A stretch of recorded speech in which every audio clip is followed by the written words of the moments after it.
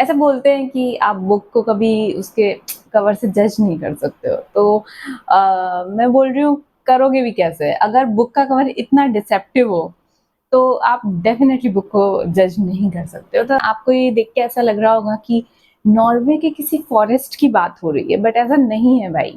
ऐसा बोलते हैं कि अगर सर्टेन कुछ ऑथर्स की बुक आपने नहीं पढ़ी, तो आप कुछ मिस कर रहे हो ना, थोड़ा फोमो सा फ़ील करवा देते हैं लोग। देखिए, मुराकामी पढ़ लो, मुराकामी पढ़, किसी बुक स्टोर पे जाते हो, तो सबसे फ्रंट पे आपको ये बुक दिख जाती है।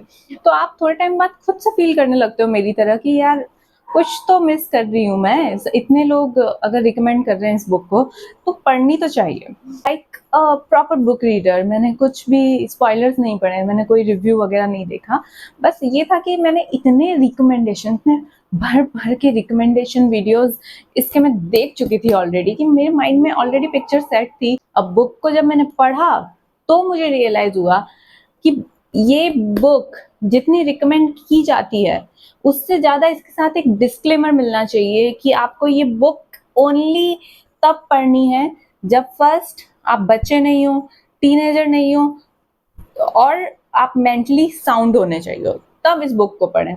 Otherwise this book is not for everyone. मेरी इस बुक से बहुत सारी शिकायतें हैं। मेरे को ये बुक पढ़ने से पहले ऐसा फील कराया गया रिकमेंडेशंस के थ्रू कि इस बुक में जो मुराकामी है वो अपना जादू बिखेरते हुए दिखेंगे।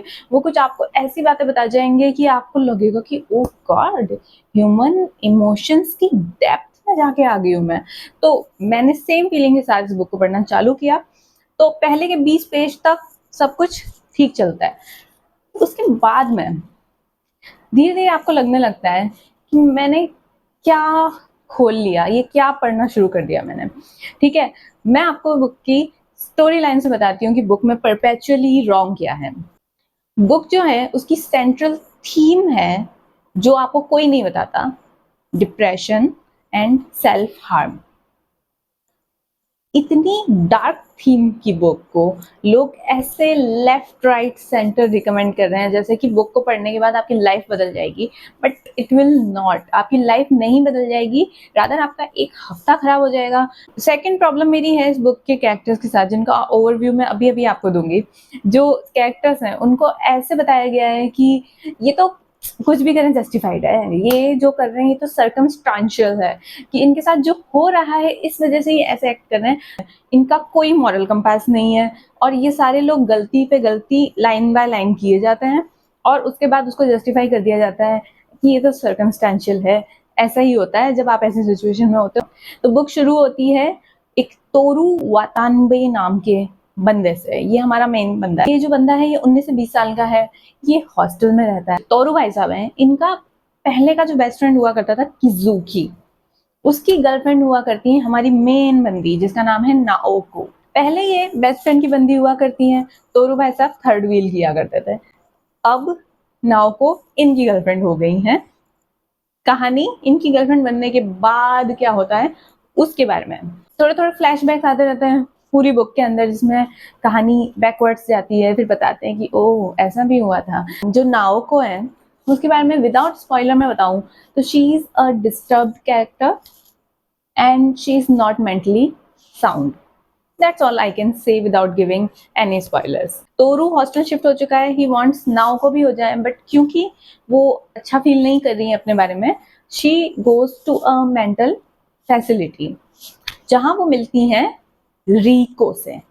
रीको क्या बोलेंगे जापानीज में, I don't know, correct me if I am wrong. जो कि एक एल्डर कैरेक्टर है, अराउंड 40s उनकी एज है। शी इज हेल्पिंग नाउ को इन रिकवरी, बट मेरी पर्सनल फीलिंग इससे बहुत डिफरेंट है।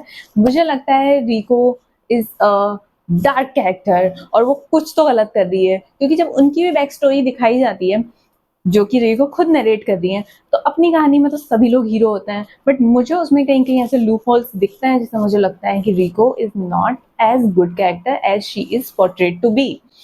इसके बाद हम बात करते हैं अपनी एक और मेन बंदी की, जिसका नाम है मिडोरी। तो जब नाव को चली जाती है मेंटल फैसिलिटी में, तो तोरू जी अकेले तो रहेंगे नहीं, तो तोरू जी को मिलती है मिडोरी।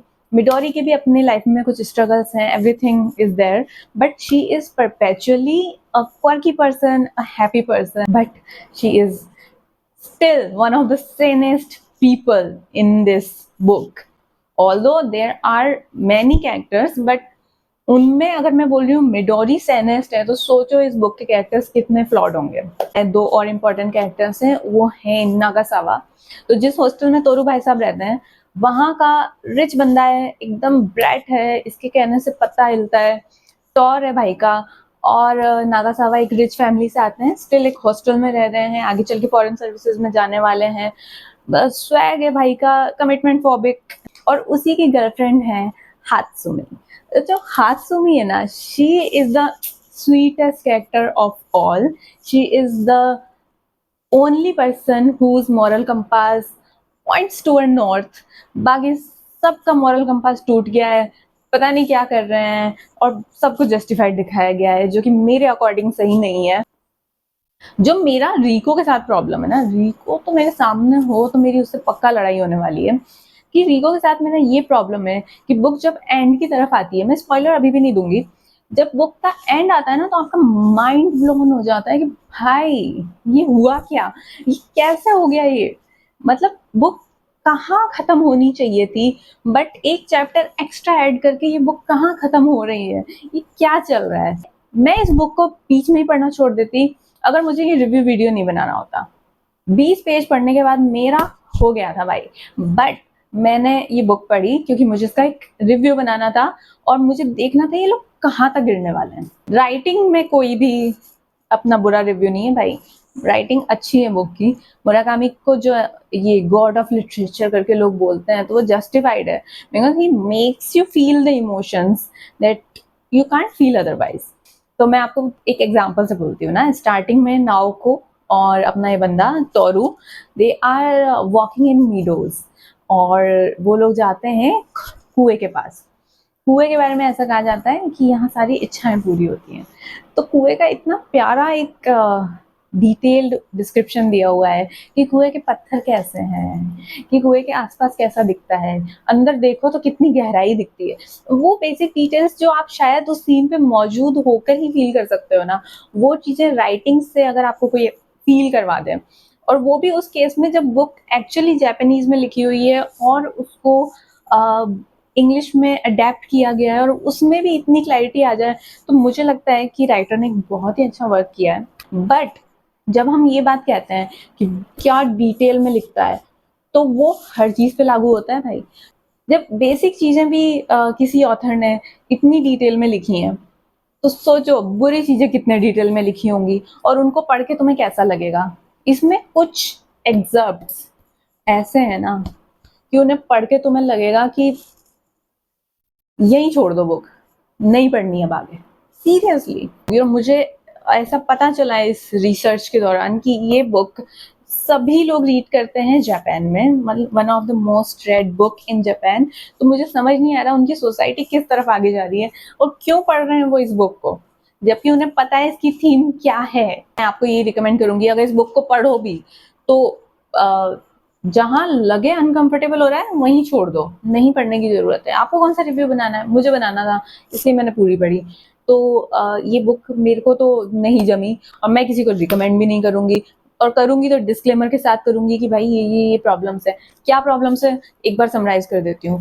फर्स्ट, कैरेक्टर्स का कोई मॉरल कंपास नहीं है, जो मुझे पर्सनली प्रॉब्लमेटिक लगता है। सेकंड, कि जो थीम है वो बहुत ही डार्क है ना। हम मेंटल इलनेस की और सेल्फ हार्म की बात कर रहे हैं, जो कि बहुत ही रिस्पॉन्सिबली होनी चाहिए। थर्ड, कुछ डिटेल्स इतनी ग्राफिक हैं कि वो आपको अनकंफर्टेबल करती हैं, मुझे तो बहुत की। This book is not a must read, don't go by the reviews of other people. वो आपको कुछ भी बोल रहे हैं। जब मैंने ये बुक पढ़ी, एटलीस्ट उससे पहले मुझे इसके नेगेटिव रिव्यूज नहीं देखने को मिले। इसको पढ़ने के बाद मैंने जब थोड़ा और रिसर्च किया, तो मुझे कुछ नेगेटिव रिव्यूज, कुछ कमेंट्स ऐसे दिखे जो इसकी ऑनेस्ट रिव्यू देते हैं। If still you are reading it, तो मैं आपको जज कर रही हूँ भाई, I am judging you full time. और मैं उन लोगों को भी जज कर रही हूँ जिन्होंने ये बुक रिकमेंड की। आपने क्या सोच के रिकमेंड की ये बुक, क्यों लोगों का एक हफ्ता बर्बाद किया। इसको पढ़ने के बाद लिटरली आपको एक हफ्ता ना थोड़ा ग्लूमी सा फील होगा, ऐसा लगेगा कि दिन बर्बाद हो गया। तो सो दैट्स माई रिव्यू, और rather I would say a rent on this book. मैं मुराकामी वापस नहीं पढ़ने वाली हूँ, मेरा हो गया खत्म इस बुक के साथ, जो था यहीं तक था। I will be back with one more book, क्योंकि इस मंथ मैंने बहुत रीड की हैं books. Stay tuned and signing off, it's Garima Kaushik, bye bye.